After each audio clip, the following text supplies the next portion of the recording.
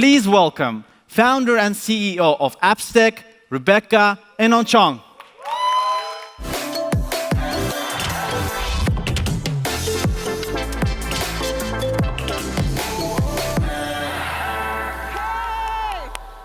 Africa's in the house. So my name is Rebecca Enonchong, as he said, and he talked about me being a founder and CEO of AppsTech. I founded AppsTech in 1999, so I'm a veteran entrepreneur, right? I'm a serial entrepreneur. And I started my company in the United States as an African diaspora entrepreneur. And I started the company with very little capital. It was my own capital, money saved from working over the years. And I started a company, and I wanted to develop enterprise software solutions. And so here I was, a youngish woman in tech, a black woman in tech, a foreign black woman in tech. And this is America in 1999. And you can well imagine the challenges that I might have had. So what I did is I pretended that I worked for the company. I wasn't a founder, right? So I hid behind a corporate veil.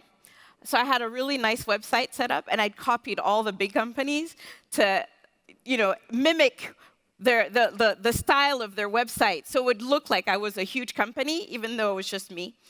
And I decided that I was going to be a global company.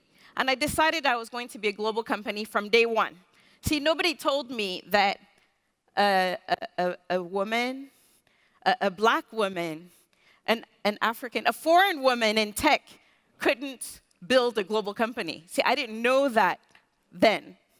And so I was like, no, I'm going to be global. I'm building this global, multinational company. And it started with my website. I put it in multiple languages, right? French, English from day one.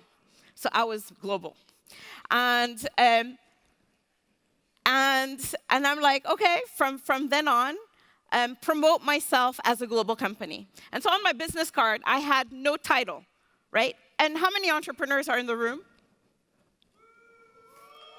That's like 5. How many entrepreneurs are in this room? All right, so you know how it is, right? You go into a meeting, and it's a customer, and you don't want them to know you're the CEO, right? So I had these cards, and I could be the salesperson, I could be the engineer, I could be back office, I could be accounting, I could be anything in front of that customer that day. I just wanted them to sign. And so many people didn't realize that behind this global company was a woman, right? And so they looked beyond, because they couldn't imagine for a million years that a woman would have owned the company in the first place, right? A woman, a black woman, a foreign woman in the United States in 1999. So I built this company, and through this ruse, we went from 0 revenues to over $30 million in revenues within the first 3 years. We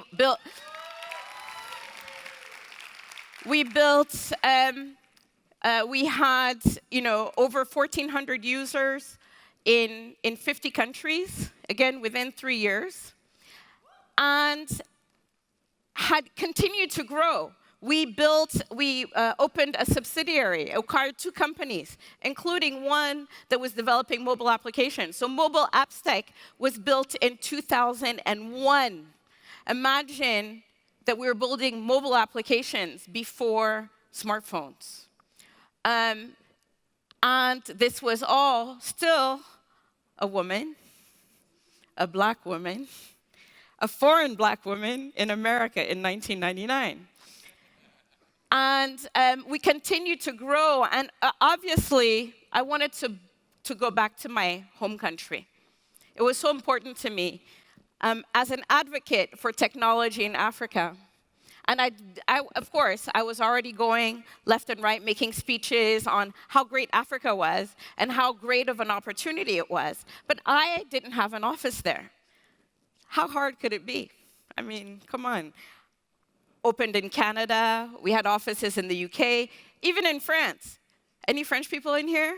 You know how hard it is to do business in France?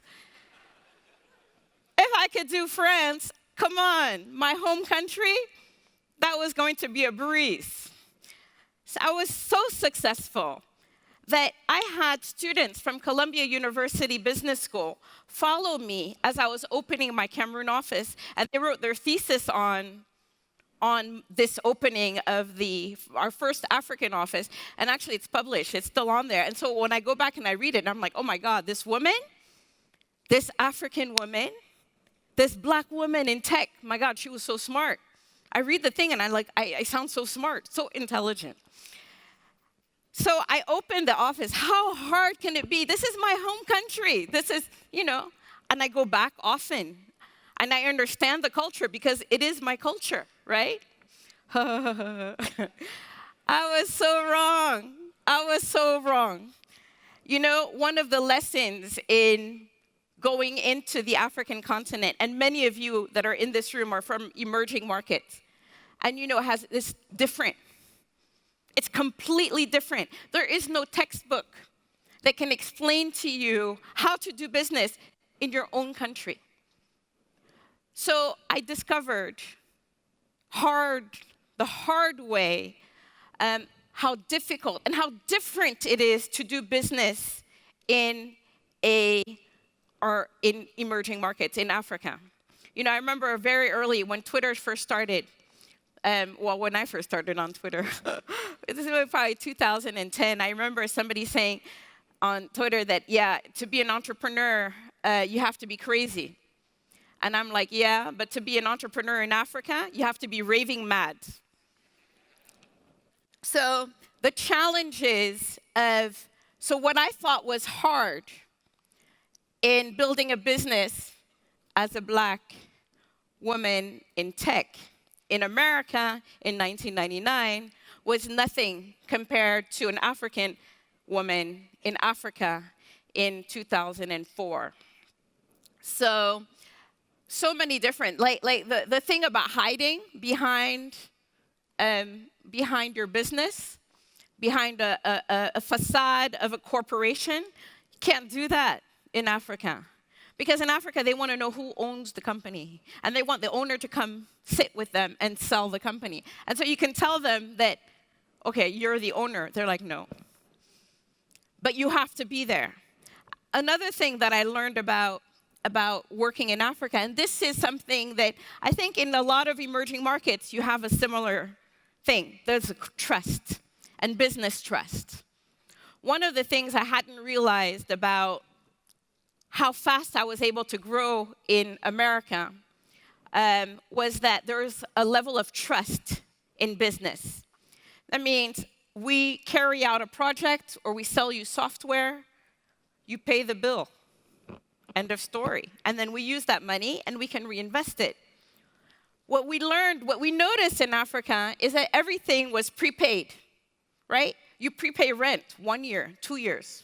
You prepay electricity, you prepay phone, you prepay everything because of lack of trust.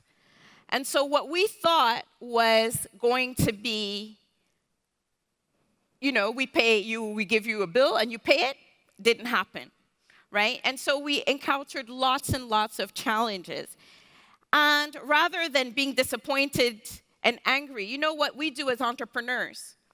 We take all that energy that could be negative energy and we put it into something positive. It's what I call entrepreneurial energy.